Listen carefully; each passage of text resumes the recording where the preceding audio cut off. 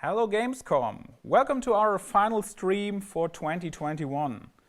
If you didn't check out our past live streams, like our quiz we did today, which is still running till next Thursday, feel free to check them out. For the people who didn't know me, my name is Stefan and I'm a senior advisor at PIXL VISN, like my colleague Dominik, who did the past streams today and yesterday. With my colleague Dominik, I'm responsible for personal appointments about your education and of course also for the interviews if you want to apply for our program. So far, for our new viewers who do not know, what is PIXL VISN? PIXL VISN is a private 3D animation VFX school based in the Mediapark in Cologne. For the people who watched a lot of movies or play video games, you can find 3D visual effects in several different areas like movies. Good examples of course, are the Marvel movies like Avengers Endgame, the upcoming Spider-Man movie, or big streaming productions like Star Wars Mandalorian, where also some of our alumni worked on. Of course, also in video games like Red Dead Redemption, Call of Duty, or Assassin's Creed. Our founders, Rob and Andrei, are from Canada, worked as supervisors in Canada and founded the school in 2012. A little fun fact about it, they had the idea to found the 3D VFX school while playing Call of Duty. So it fits perfectly to the topic of Gamescom. We are offering a 15-month intensive training as an education to train people from absolute beginners to VFX professionals. And we are teaching all different areas of 3D, like modeling, animation, texturing, lighting, and many more. Our instructors are industry professionals from all over the world, which worked on big movies like Lion King, Avengers Endgame, Jungle Book, and Guardians of the Galaxy. And I'm very happy to introduce you guys, one of our instructors who actually worked on Guardians of the Galaxy and Jungle Book as an animator, our instructor Svein Ferkingstad. Hello Svein, how are you doing? I'm doing quite well. It's Friday. I am ready to show some animation and answer some questions today. I hope that a lot of people will be excited to listen to what we have to talk about. And yeah, nice. Excited to be here. Yeah, I'm also looking forward to it. So to give a little bit background about you, in 2018, Svein switched from movies into the gaming industry. You're working now at Rocksteady Studios, which have all done the Batman Arkham video game series, and you're currently working on a very cool title and a very cool franchise, a new game called Suicide Squad Kill the Justice League. So everybody watched maybe the movie in the cinema, they are familiar with Suicide Squad because you guys doing a video game. It's a total different thing, but still, yeah. And you had yesterday a nice chat with my colleague Dominik about your path in the 3D industry, so everybody who wants to check it out, you can find it on our YouTube channel. Svein will give our viewers today an introduction to animation and will tell you how it works, so that's why you're here today. Of course, like our last live streams, we will have a Q&A for you, so please use our live chat, feel free to ask questions. You can ask Svein everything you like to know. So Svein, you ready for the lesson and for the introduction? Oh yes. Okay, okay, good. So we're going to show you right now a video why we love visual effects. After that, the lesson is starting, so Svein give you an introduction into animation. After that, we have another video, and then Svein is returning for your questions. Okay, Svein. So we're playing a video right now, why we love visual effects, and see you then. Why you should love visual effects. Visual effects is all about creating the impossible. We create what can't be filmed in real life. That can just be because it's simply impractical or because of something like monsters and aliens. I love the challenge of solving that problem. How do we make the audience believe that the impossible is possible?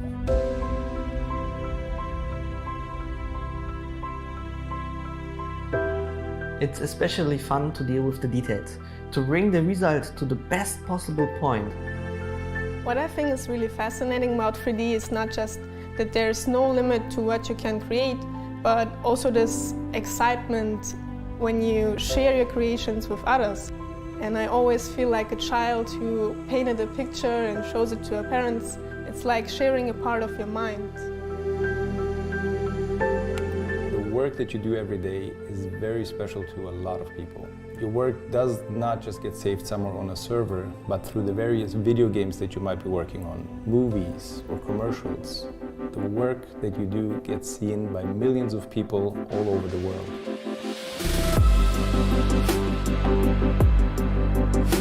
It's so cool to be part of the creative process or some decision making in a Marvel movie, and then act as Simba on Lion King and think how we will react to certain things or how we will do this. When you feel like you animate something and you look at it and you feel like it's alive and you don't see the software behind it and you don't remember your work behind it, but you see it as a living thing, it's the most rewarding thing ever. It doesn't feel like work. It's a form of self-expression.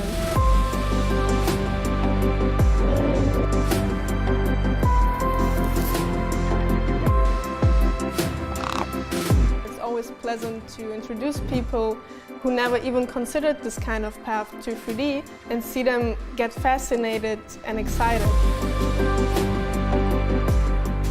Being a part of the development of our students is something I find to be very meaningful, to see how far they progress from their first lessons all the way until the graduation.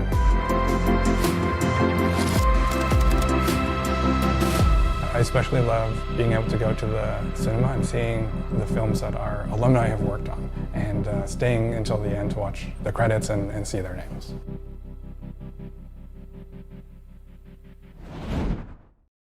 So let's look at some animations that I created over the years. I worked on Transformers and Jungle Books. I did Shere Khan here, as you can see. So all of this animation looks quite complex, but I'm going to break it down today. How I created these with the most kind of basic animation principles, so that you can understand what goes into making all these movies and all these animations. Because it can be quite daunting in a way to figure out how can you get into this? How can you be able to go from not knowing anything about animation or 3D or anything software related to be creating one of these stuff one day? So I'm going to go through all this stuff, all these animations here I've created. It's part of my demo reel that I send out to apply for work and everything. And like flying squirrel and cool music and boats and Pirates of the Caribbean. Here we got some Guardians of the Galaxy, got some Necro crafts here. And all kinds of explosions, animating all the spaceships and camera movement. And there's a lot of work that goes into these shots. It's not just only the animation, but today we're going to focus on the animation. And I'm going to show how I created these things. And also, I'm going to show how some of my work here on Ready Player One. I got Daito here. Samurai was pretty cool. Always like to animate some sword-wielding samurai. So Artemis here opening the scroll, which is quite tricky. But all of this can be broken down to a few simple ways, a few simple basic principles, because just going to watch through this first here. Here they're just basically running forward. This is Avengers. This is in Wakanda. We got War Machine and Falcon. And this is one of my favorite shots that I animated, because this is the Hulkbuster getting taken down. So I'm going frame by frame here, meaning I'm stepping through, showing all the poses and the keys that I put into this animation. And they're taking down this Hulkbuster, which was a really fun animation to work on. So I'm just going to break down all these animations here in a way where, so if I can show you with my annotation tool here, I'm going to show you how I animated all these poses, because to me, basically you can break it down to showing all the weight and stuff and the timing, just using a basic principle as the bouncing ball, which I'll show in a moment. But also it's all about the poses, how clear they are as a silhouette. So if you draw like all the silhouettes of all these creatures, making sure that that's clear. That's kind of one thing, one way I like to think about it. It's like making sure all the action is clear as well. So let's jump into Maya. That's the kind of standard software that we tend to use. It's just an empty scene. It has a simple timeline, nothing fancy. This is just the amount of keyframes, the numbers indicate how many keyframes there are. And this is playing at 24 frames per second. So that just means every second has 24 pictures. So a frame is a picture. And if we drag in some of the simple rigs here, so basically a rig is something you can animate.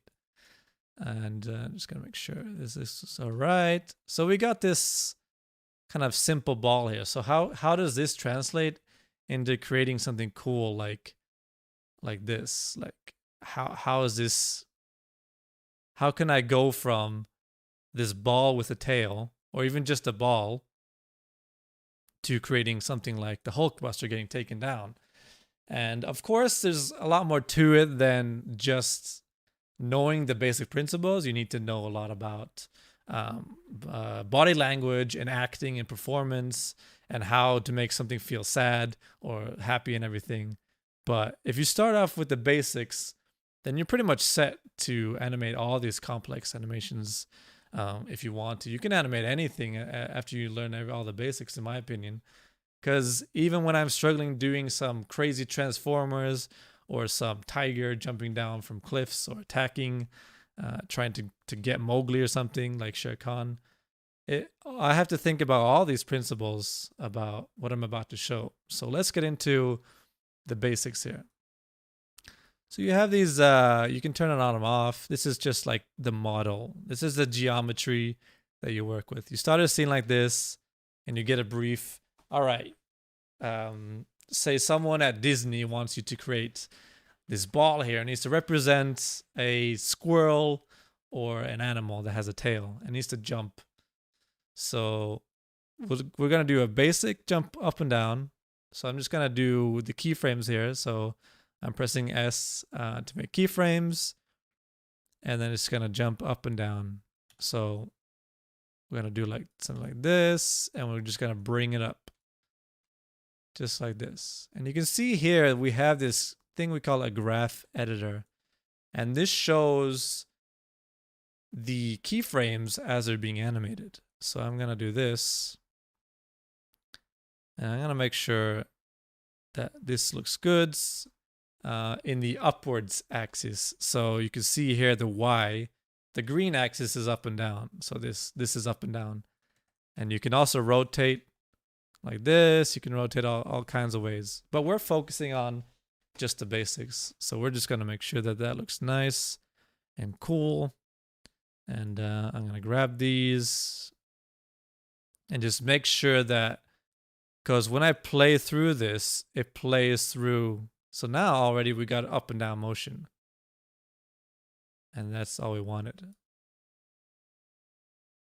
So now it jumps up and down. And there you go. That's pretty much basics of going up and down. And then what you can do is you can do something cool, like setting the infinities of cycling this. And now we got a bouncing ball. But the tail's not moving, and yeah, we need to make sure that tail's moving as well. So now that this is jumping up and down, I'm gonna just make sure that this is jumping up and down just once, because we just want to keep it basic. But already you have the basic motion of selling the weight of this guy coming down. So now, say the whole part of the Hulkbuster is the ball coming down. You need to like accelerate as it comes down and like kind of easing into it and then feel the impact of when it lands. So how would you sell the impact here? Well, now we got the bouncing ball, which is going to represent the Hulkbuster. So now, how do we sell the weight? So you can see here, the arm is a good way to sell the weight, because that's an appendage of something on his body that's being dragged behind. So if we look at the animation principles here, you can see that we have squash and stretch, anticipation, staging. And I'm not going to go into all these things, but these are kind of made by Disney animators like in 1930. And they put together these kind of animation principles just to make sure that when they're animating that they're aware of the timing and the secondary actions and arcs and everything. So I'm going to go into what I find is like the most valuable things to take out of this. And like the secondary action is what I want to go through here. So the secondary action, it means it's a lot about what happens secondary, of course, like the secondary action. And follow through and overlapping action is a similar thing. So it's how things react to, say, this kind of bouncing ball, Hulkbuster falling down. So this is just like keying it like this ball. So this ball is falling down. And then this tail will represent the arm coming down. So that's the overlapping action. And it's all about breaking up the limbs and joints and making sure that everything feels like it's being dragged in a natural way. So the basic principles are easy to understand. It's all about studying reference after that. So let's get some of that overlapping action in here. So I'm going to make some keyframes. So this goes from 0 keyframe to 16. So I'm just going to make sure that the timeline here, so I can put in values to reduce the length of the timeline. So let's just have 1 second of animation. So that's 24 frames. So it's going up and down. So we might need more later, but that doesn't matter too much. So we got these controllers. I can control the tail like this. And you have different viewports as well. So I'm going to go to the side view. And then you can see it going up and down. So this is just an easier way to look at it from the side. And to make sure that we simplify things as much as possible when you're animating something. So this is going up and down. That's cool. So what we're going to do now is we're going to just pose the tails. All the controllers here.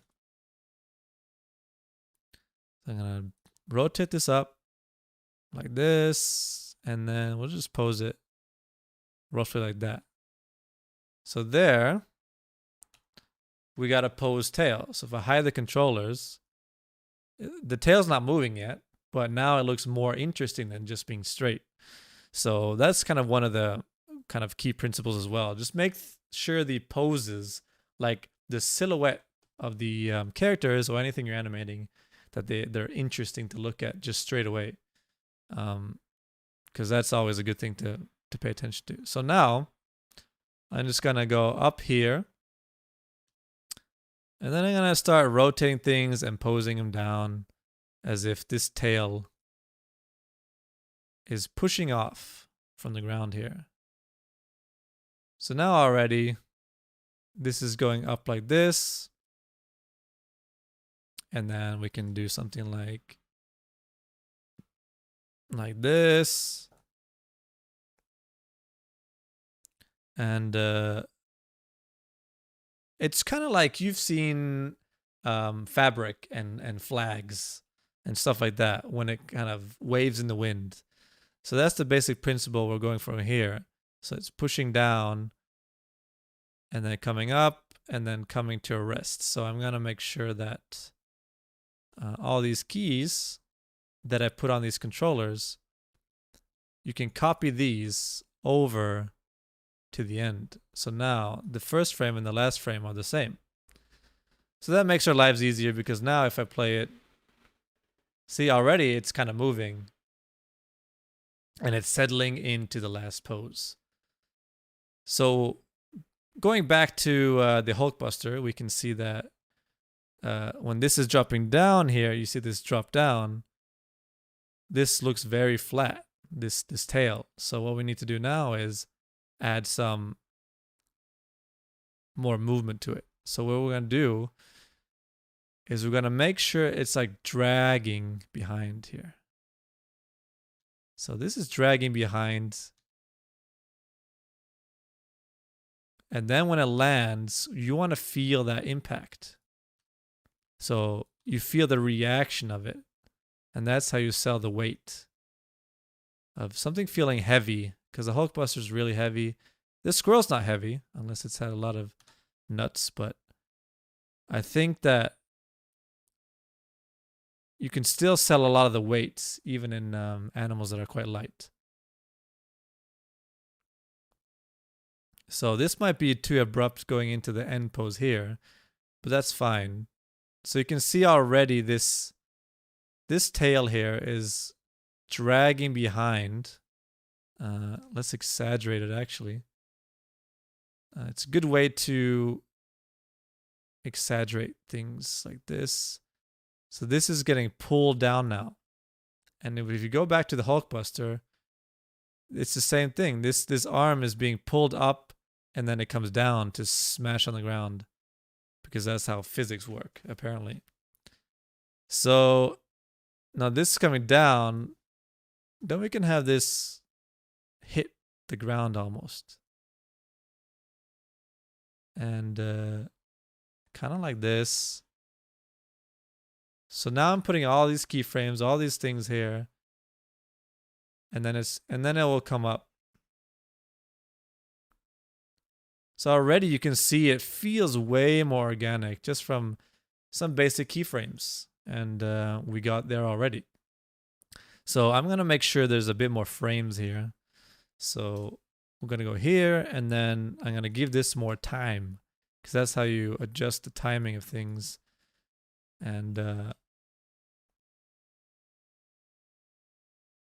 actually, I need to make sure I select all the keys, all the controllers here, and move all of them at the same time. So now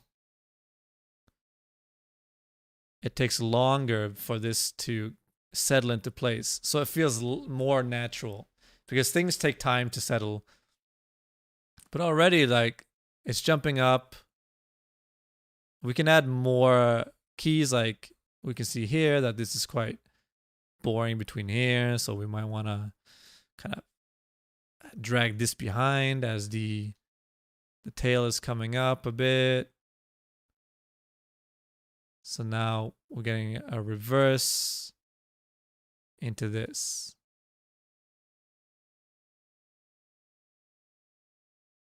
So now it feels a bit more natural. So of course it can be worked on. The thing with animation is you can keep working on it until you go crazy.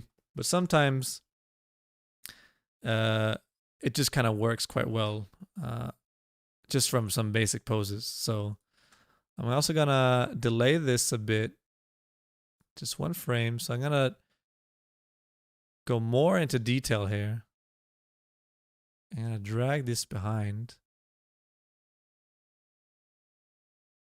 So this is being pushed down now. And I'm always looking at, like, say the tip here.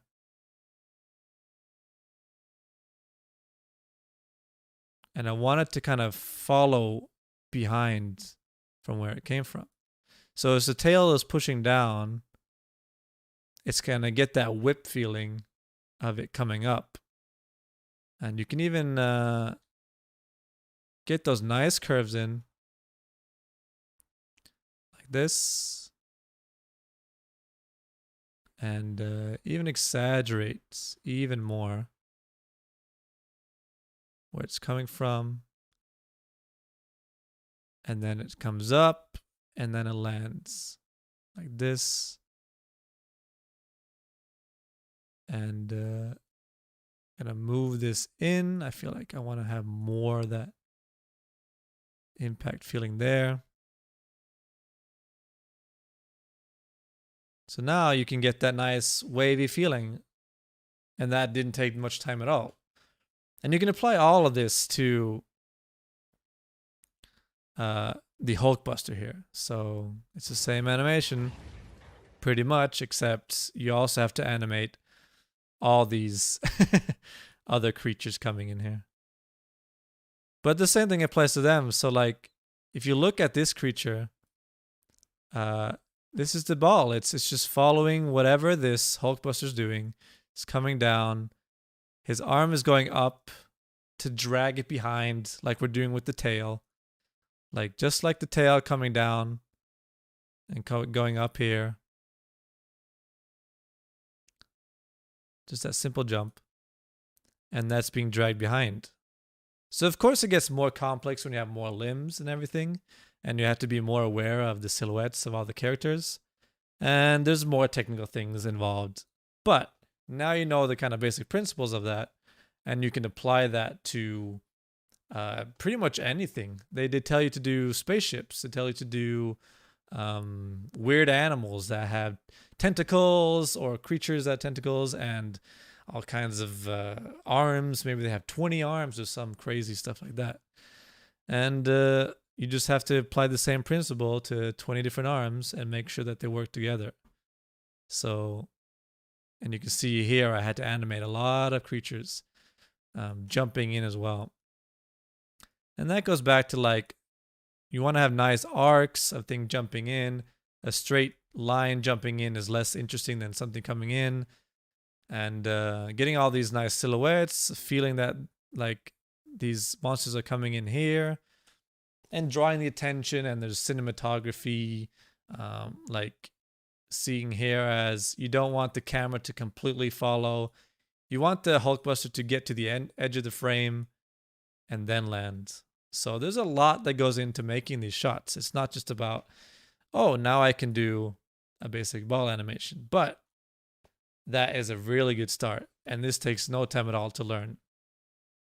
So we got this bouncing ball with the tail. And this can be applied to anything else as well. So we're going to go to quickly here to, I'm going to open up another file I have of a pendulum. So let's just save that scene, test. I have a lot of test scenes apparently. And here you go. Here's a pendulum. It's the same thing. You move it from A to B and you animate these, and then you delay these parts. So I've animated this before, so I don't need to show it because we already showed with the tail how that moves. And so this is how this animation looks. And it's just selling the weight of it settling down. It's being dragged behind. And it's the same principle. It's like dragging your arm behind. Say you're doing a wave or something. So you can see all the weight being applied to this. So it's being dragged behind as if it has weight. So going forward, the top part is, this part here is taking longer. I mean, this is the driving force of it. And it's making that the bottom parts take longer. So they're dragging behind, and then they come up to this, and then all these joints are offset. So if I select all of them, this is the rotation values. And you can see the keys are slightly offset so that they don't happen at the same time. And when things don't happen at the same time, that is also quite appealing and more interesting to look at. So it's the same principle put into this. And then you can apply the pendulum. You can apply the bouncing ball and the tail and all of that into these animations here. And you can go ahead and create cool Marvel movies. You can go ahead and create all this stuff. You can see how things are offset, like with just the wrist here. You can see the wrist is being more bent down, pulling up the scroll, and then coming to rest here. So it's the same with the tail. You're kind of dragging things behind, and then I'm making sure the silhouette is clear. That you can see the hand and the fingers coming around here and holding everything. The same with Daito here. Like you can see stuff like his fingers getting compressed into the ground. Like if you draw like this type of animation over it, and you can see they're sliding on the ground here. And him pulling out his sword. And the edge of the sword dragging behind to show that there's weight and it's coming out of somewhere. And you can use all these principles that I just showed you and apply it to all this stuff, like dragging his finger over the blade here. So if you go frame by frame, it's quite blurry because there's motion blur, but it's dragging that out over here and then picking his hands up here, and then he's more compressing them inwards, and then he grabs his knee or his thigh here, and then he puts his hand down, and then you apply the same principles. So it's just about using the basic principles and applying them to all these crazy fancy animations. And even with like Shere Khan jumping down here, this is kind of him anticipating the move, if you want to put it in terms of animation principles, and then him coming down. You can see this nice silhouette here. He's stretching out, getting the arcs of the body coming down. These are just basically two bouncing balls that are attached to each other. This is just two balls. And then you got the tail coming after here, and then picking up the head. And then as it lands, that's where you sell the weight. So it accelerates downwards, and then this part stays here, but then this part has to follow after. So you just selling this bouncing ball coming down, and you just got to think about the physicality of it and apply the same principles, and showing the weight in the head as it's landing, as it dips down, as you would expect it to do. And the tail is the same. It's making sure that that reacts to the whole. So here it curls up a bit as it lands, and then it straightens out to kind of regain balance. And then it whips down as he lands to just get that kind of cool tiger action in the tail as well. So I could go on for ages and ages about this stuff, but that's the basic principles of everything. And I hope it made sense, and that it was all cool. And now that, who knows, maybe you're interested in learning animation or learning how to get into the animation industry as well. So we're going to show a quick video, and then we're going to have a quick Q&A with me to answer your questions, and I shall answer as best as possible. All right, see you in a bit.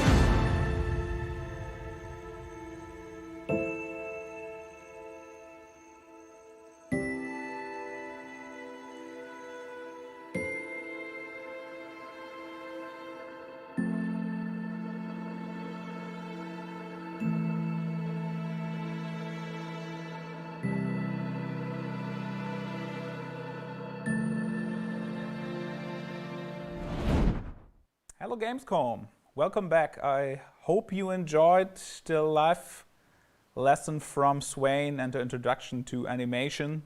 We did. Also, Svein had a lot of fun of it, of course. Svein? Yeah. Yeah? Yeah, I think it went quite well. I was looking at it myself and I was like, oh, that's pretty cool. Okay, cool. Okay, cool. And we also already get a lot of questions in the chat, and I think it's time for our Q&A. If you still got some questions, feel free to ask. Write it in the live chat and we will answer it, and also Svein will answer it.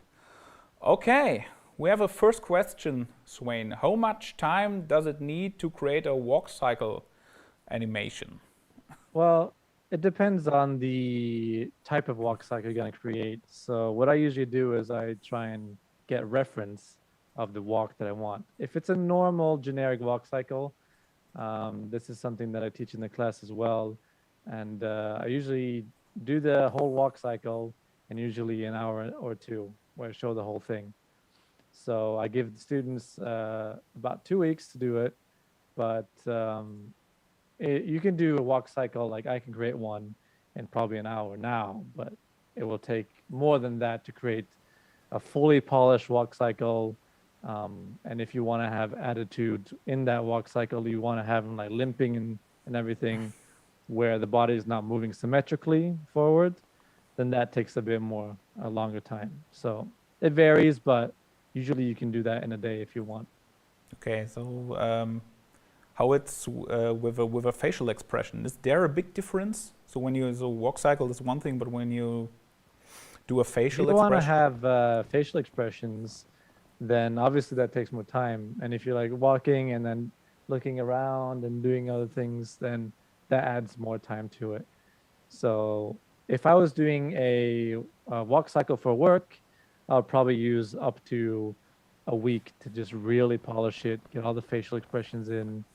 And if it was like a very important character as well, then I'll definitely have up to a week to do that. Or if it was a background character, it'd probably give me a couple of days to animate that. But okay, depends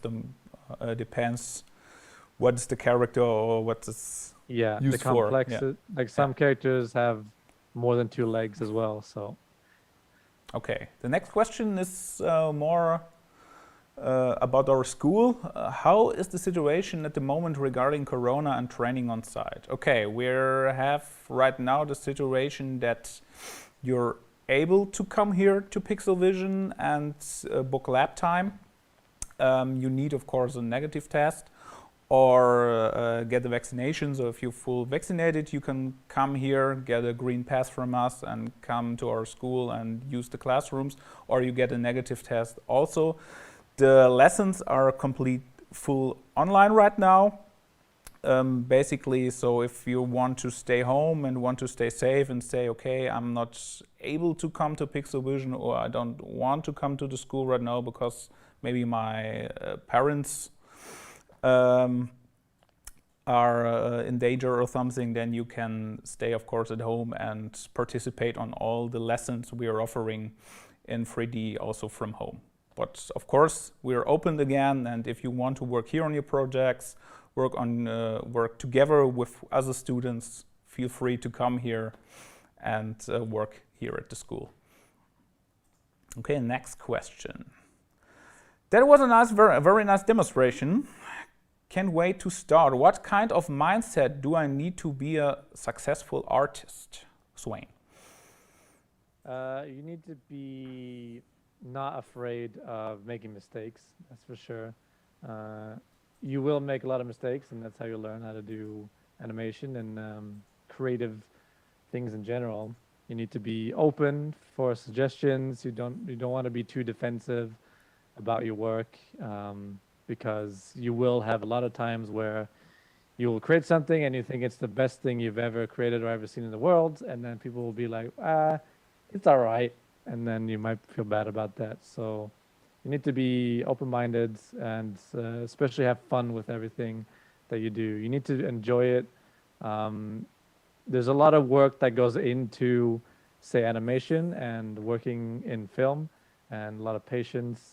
So these are things that you learn with time as well. Like, no one is gonna enjoy having their work criticized, but it's something that you need to be aware of when you are wanting to improve yourself in animation or lighting or modeling.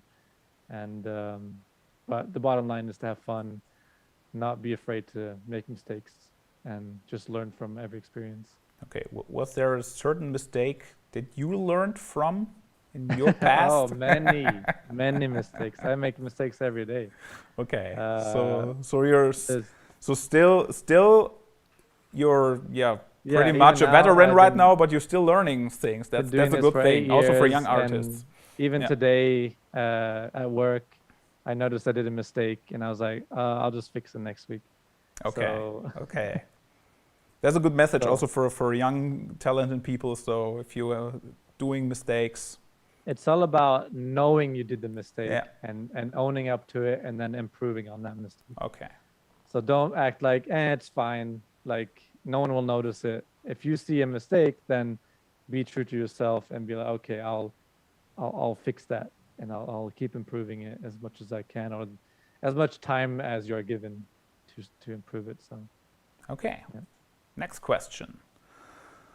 How much experience, it's related to us, okay. How much experience do I need to apply or start at PIXL VISN? So the good news for everybody out there who wants to apply our school or wants to start at PIXL VISN, you need no experience at all. So we train everybody from a beginner to a pro in 50 months. This is the whole education where it's about. So basically the first step, if you want to apply, is doing a workshop with us. We're offering an online workshop. You get to know us. You can work a full day in 3D. It's every 3 weeks. It's starting at 11 a.m. till 7 p.m. About 8 hours you work on a 3D project. You also get a feedback after that from that project. If everything is running out fine, then you get the feedback and you get an invitation for an interview. And this interview, we will speak about your motivation for 3D, why you want to pursue a career path in 3D. So for us as private school, it's very important that we have motivated students. So if you want to do this, the first step is every time do the workshop at PIXL VISN. You can go at pixelvision.com/workshops and sign up for that. The next workshop is on the 5th of September, so feel free to sign up. How long does it need to animate the Hulkbuster scene? Oh, that's interesting, from the Avengers Infinity War movie. So that scene, probably, if I take all the time that I worked on it, was probably about 3 weeks. But it was worked on over a longer period of time, because the way we usually work in film is you work on several different animations at the same time. So I would do what we call a blocking pass, which is the first kind of iteration, the first like pass of just getting the Hulkbuster falling down. And then I had some of the monsters attached to the Hulkbuster. And then I would show that to my lead or supervisor, and maybe they even show it to Marvel as well, and see if they like it. And then if that's approved, then you keep working on it, and then they kept wanting to add more and more of these creatures jumping onto the Hulkbuster, so that the time spent on this kept increasing. But I think it took about 3 weeks if I did it nonstop, because of iterations and also the complexity of the scene and the creatures, the amount of them. And they had like more than 2 arms each. They had like 4 arms, and some of them even had like 6 arms. So yeah, about 3 weeks. Okay, how long does it take to animate one creature of the scene, for example? Because there were a lot of creatures jumping on a Hulkbuster. I could take a day and animate like the whole thing very roughly, but it's all the details that you want to get into the animation that takes time. It's the whole, you can get 90% there in a day, but it's going to take you a week to get that last 10%. And that's the thing, especially at Industrial Light and Magic, the company I work for that created the Wakanda scene. They're very, like, you want to get that 10% in there.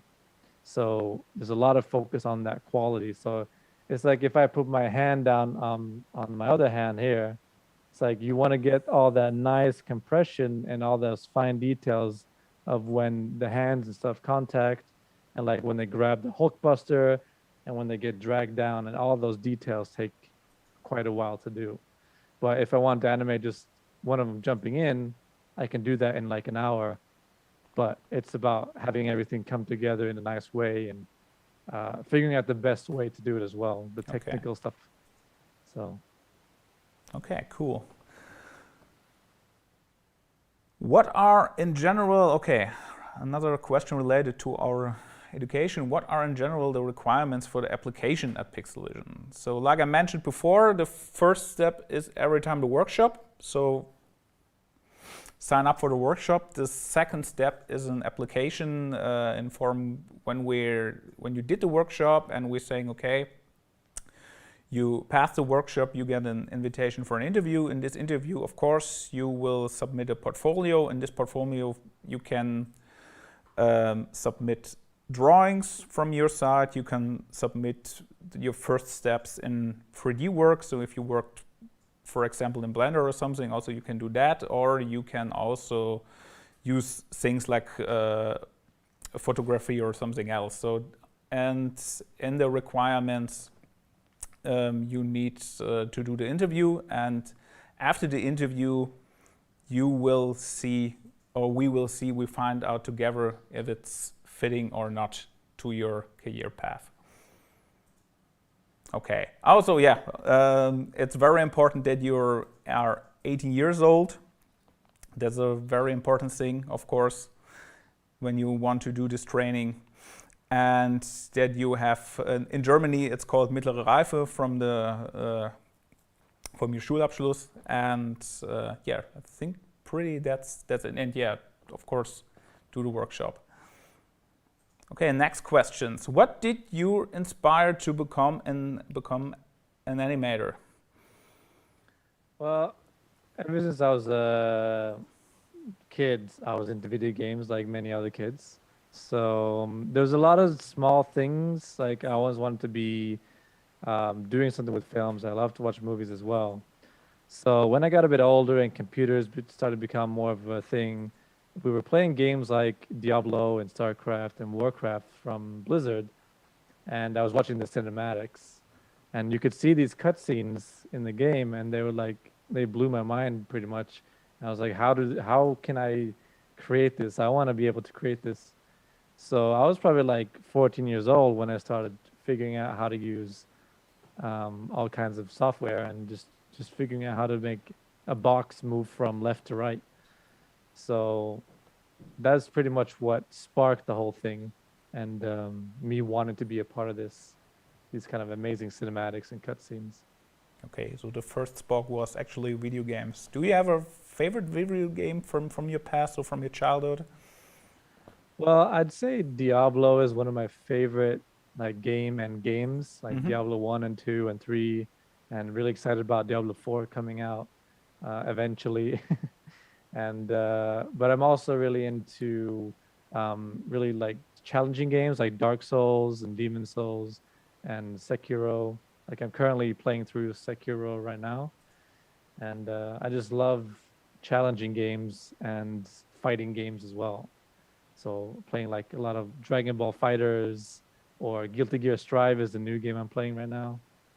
So those are the kind of games I tend to also beat 'em ups. Okay. Beat 'em ups. Beat 'em Maybe ups. I like violence. I don't know. And you told me also you like horror, so you play a lot of horror games. So. Yeah, and horror games. So I have a lot of diversity, and I play shooting games.